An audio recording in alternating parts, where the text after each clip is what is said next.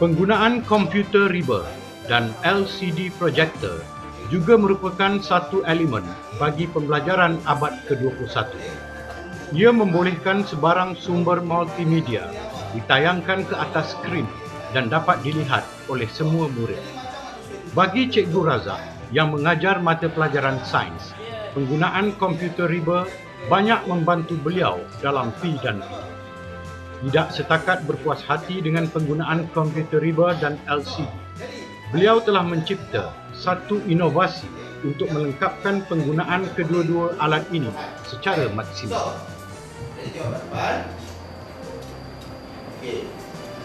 So kat sini kita akan tengok pada makronutrien. Makronutrien dalam tumbuhan. Apa maksudnya makronutrien dalam tumbuhan? Alat ini dinamakan Visual Camera atau VCam. Ia merupakan sebuah kamera mudah alih. Fungsi kamera di dalam komputer atau komputer riba akan disambungkan menggunakan kabel USB kepada VCam. VCam akan mengambil alih tugas kamera komputer riba. Seterusnya, guru boleh melaraskan penggunaan kamera VCam mengikut sudut dan kesesuaian. Hasilnya, guru dapat menjalankan P dan P dengan lebih berkesan. VCam membolehkan persembahan multimedia, persembahan langsung dan penggunaan sumber-sumber lain seperti buku teks dan objek bahan bantu mengajar diguna dan ditayangkan secara serentak.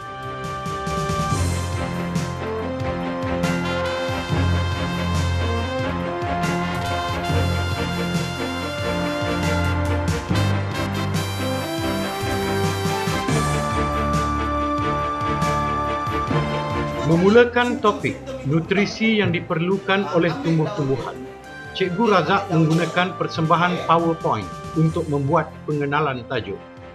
Seterusnya, pembelajaran kooperatif menggunakan teknik aktiviti jigsaw digunakan.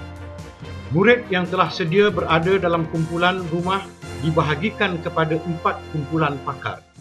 Setiap satu kumpulan pakar akan diberi satu tajuk, iaitu nitrogen, fosforus, kalium dan magnesium. Tugas setiap anggota kumpulan pakar ini adalah untuk memahami dan menguasai tajuk yang diberikan.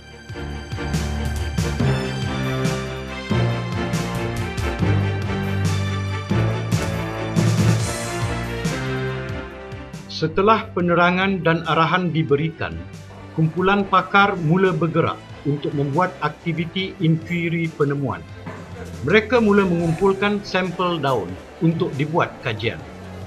Aktiviti ini memerlukan murid membuat penakkulan dan berfikir menggunakan pengetahuan dan penerangan yang diberi guru sebelum ini untuk mengumpul sampel daun yang menepati kriteria.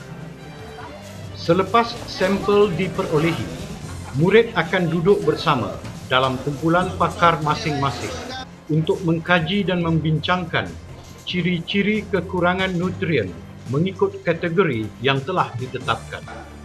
Kumpulan pakar ini diarahkan pula untuk kembali kepada kumpulan rumah asal bersama sampel daun. Hasilnya, setiap ahli kumpulan rumah asal mempunyai 4 sampel daun yang berbeza dan 4 orang pakar yang mahir dalam 4 tajuk kekurangan nutrien dalam tumbuhan yang diberikan oleh guru.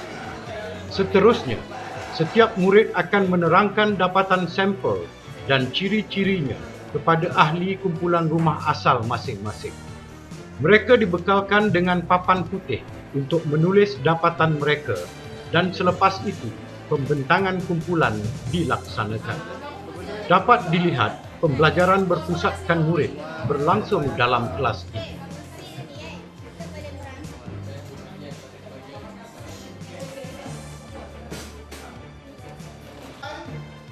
Dibawakan hasil awal itu, okey, dan pembentangan di depan.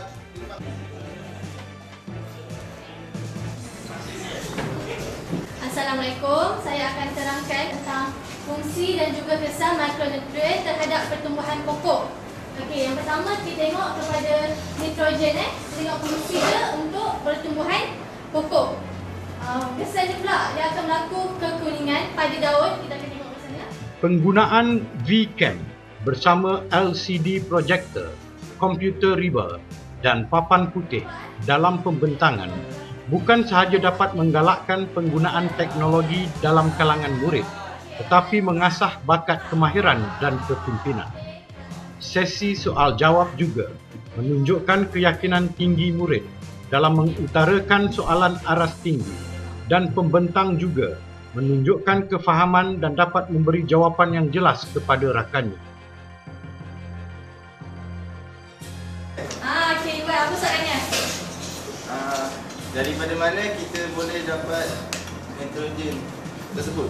Okey, sumber-sumber nitrogen Okey, sumber-sumber nitrogen ni kita boleh dapat daripada bahan organik. Okey, bahan organik contohnya seperti najis lembu, sisa-sisa buangan ataupun sisa-sisa makanan kita.